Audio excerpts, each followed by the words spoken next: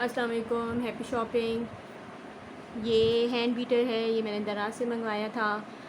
ये मेरे पास जो है 1 साल से है। मैं इसका रिव्यू देने वाली हूँ आप लोगों को कि ये बहुत अच्छी प्रोडक्ट है। ये मैं जो हूँ as a coffee beater use करती हूँ। ये कॉफ़ी को बहुत बेहतरीन बीट करता है और 1 साल से यूज़ करने के बाद भी आप इसकी क्वालिटी देख सकते हैं कि काफ़ी बेहतर है।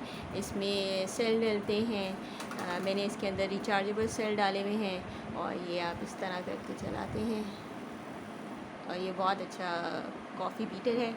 I am really loving it. You can buy it. Thanks for watching. Bye.